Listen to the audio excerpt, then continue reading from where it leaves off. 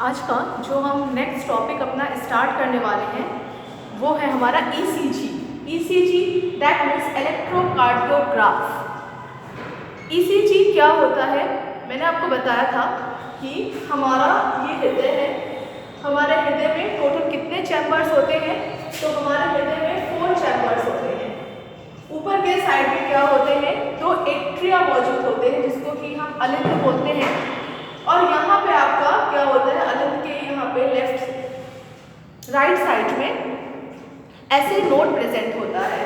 ठीक है, यहाँ पे ऐसे नोड प्रेजेंट होता है और ठीक यहाँ पे प्रेजेंट होता है एवी नोड। एवियन नोड यहाँ पे प्रेजेंट होता है। मैंने आपको ये भी बताया है कि जो SA नोड है इसी को हम बोलते हैं कि ये क्या है, ये हमारे हृदय का पेस मेकर है। This is pacemaker of our heart. ठीक, ये क्या काम करता है? ये हमारे हृदय में उत्तेजना इम्पल्सेस को उत्पन्न करता है जिससे कि हमारे हृदय में क्या होती है, एक प्रॉपरली वो हमारा जो हृदय है वो काम कर पाता है और वो ब्लड के फ्लो को वो कर पाता है। तो एनर्जी जनरेट करने का काम या इम्पल्स जनरेट करने का काम जो जिस नोड के द्वारा किया जाता है उसको हम ऐसे नोड का नाम देते हैं। फिर ऐसे नोड क्या करता है? फर्स्ट ऑफ ऑल ये इस पूरे एट्रिया में ये इम्पल्स को विभव को पैदा करता है। फिर जो इम्पल्स होता है ये पूरे एवी नोड के द्वारा ये पूरे निलय में फैल जाता है क्योंकि यहाँ पे मौजूद होता है बंडल ऑफ हिल्स। इन सब की बात हम अपने प्रीवियस वीडियो के लेक्चर में हम कर चुके हैं। आज हम पढ़ने वाले हैं ईसीजी। तो ऐसे नोड के द्वारा या हमारे हृदय में जो ये इम्पल्सेस उत्पन्न होती हैं, इन इम्पल्सेस को जब हमें ग्राफ में, आपने देखा होगा कि डॉक्टर क्या करते हैं, जब भी किसी को इस तरह से उसके हृदय में कोई भी पेन होता है या अचानक से बहुत ज़्यादा घबराहट होती है तो अगर हम डॉक्टर के पास जाते हैं तो डॉक्टर हमारे हृदय का ईसीजी करते हैं। जब डॉक्टर ईसीजी करते हैं तो ईसीजी में एक लंबी सी वो स्लिप निकाल के देखते हैं और वो जो स्लिप है उसमें कुछ इस तरह के वेव्स बने हुए आपको दिखाई देते हैं। ये वेव्स हमारे हृदय के उन इलेक्ट्रिक इम्पल्सेस को ही दिखाते हैं कि हमारे हृदय की एक्टिविटी क्या है। अगर इन इम्पल्सेस में थोड़ी सी भी गड़बड़ी होती है तो ईसीजी क्या आने लगता है, डिस्टर्ब आने लगता है और डॉक्टर्स को पता चल जाता है कि हार्ट में कुछ न कुछ प्रॉब्लम है।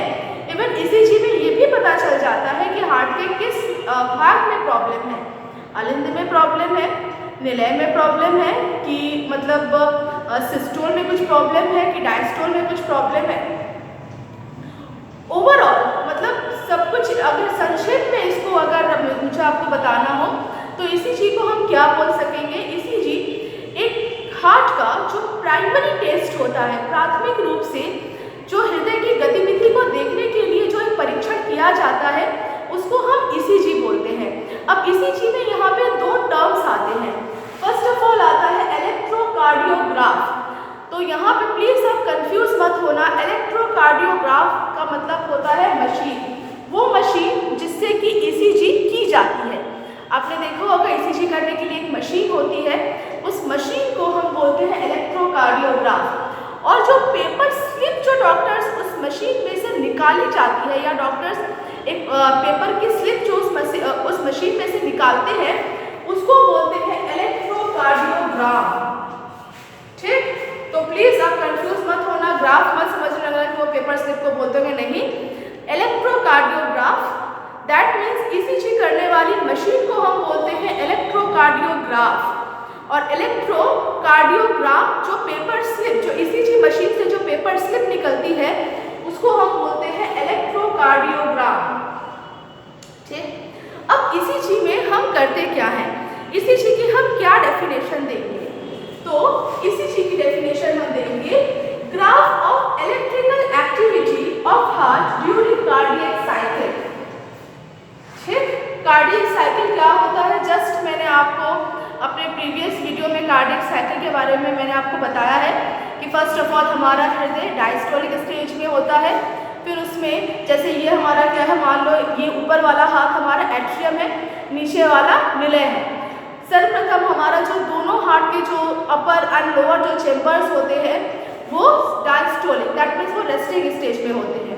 फर्स्ट ऑफ ऑल एट्रियम में सिस्टोल होता है, दैट मीन्स उसमें क्या होगा, संकुचन होगा। उसके बाद निलय में संकुचन होगा तो एट्रियम अपनी पुरानी स्थिति में चला जाएगा। उसके बाद दोनों में फिर क्या होगा, रिलैक्सेशन होगा, दोनों डायस्टोलिक स्टेज में जाएंगे। जिसको हम एक जो होता है उसको हम बोलते हैं कार्डियक साइकिल। और हमारा जो हृदय होता है 1 मिनट में 72 टाइम्स बार इस कार्डियक साइकिल को हमारा हृदय रिपीट करता है।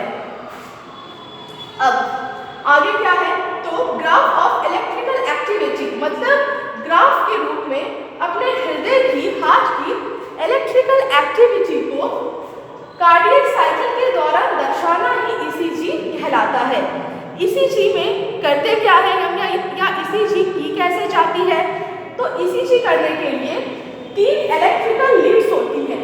3 इलेक्ट्रिकल लीड्स, नॉर्मली आप देखोगे जो नॉर्मल ईसीजी होता है उसमें 3 लीड्स होती है।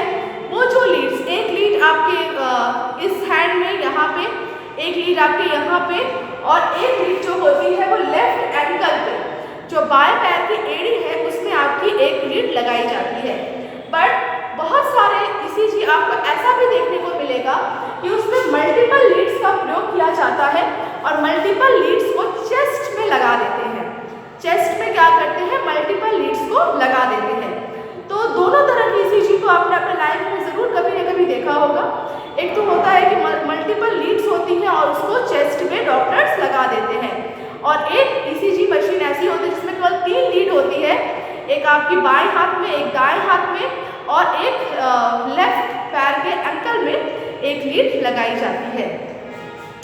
अब ईसीजी में जब हम ईसीजी किसी भी व्यक्ति का करते हैं तो यहाँ पे जो आपको ईसीजी दर्शाया गया है ये एक नॉर्मल व्यक्ति का ईसीजी है।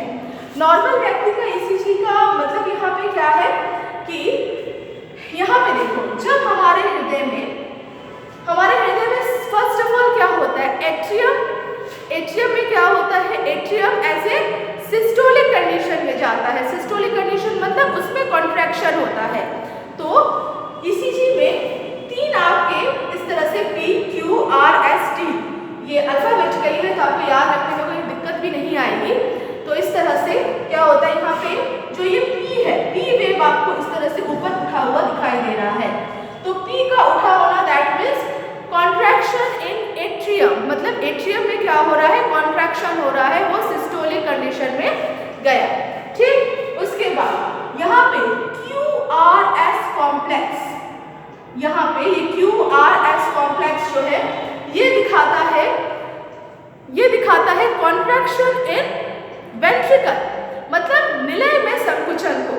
फर्स्ट ऑफ ऑल एट्रियम में संकुचन होगा, उसके बाद निलय में संकुचन होगा। तो QRS इसको दिखाता है, QRS कॉम्प्लेक्स दिखाता है निलय में संकुचन को।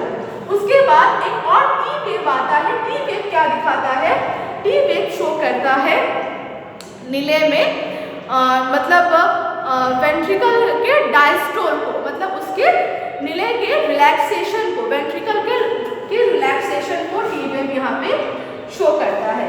तो P वेव यहाँ पे ईसीजी का जो इलेक्ट्रोकार्डियोग्राम होता है, जो पेपर स्लिप होता है, उसमें जो P वेव उठा हुआ होता है वो क्या शो करता है, वो शो करता है कि कॉन्ट्रैक्शन कैसा है। सही तरह से अगर P वेव अच्छे तरह से उठा हुआ है, कहीं पे कोई ब्रेक, मतलब कहीं पे कोई ब्रेक नहीं है, तो दैट मीन्स क्या है कि हमारा अलिंद में सही तरह से संकुचन हो रहा है। QRS कॉम्प्लेक्स का मतलब क्या है, निलय में संकुचन सही से हो रहा है, और T वेव का मतलब क्या है कि निलय में रिलैक्सेशन सही से हो रहा है, मतलब निलय में डायस्टोल जो हो रहा है वो अच्छी तरह से डायस्टोलिक कंडीशन में वो जा रहा है।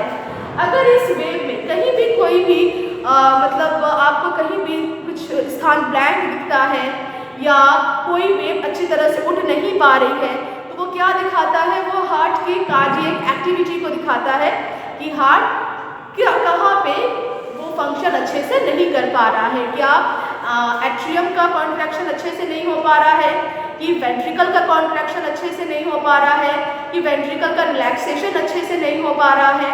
तो हम ईसीजी के द्वारा एक प्राइमरी स्टेज पे प्राथमिक रूप से हृदय की जांच को कर सकते हैं।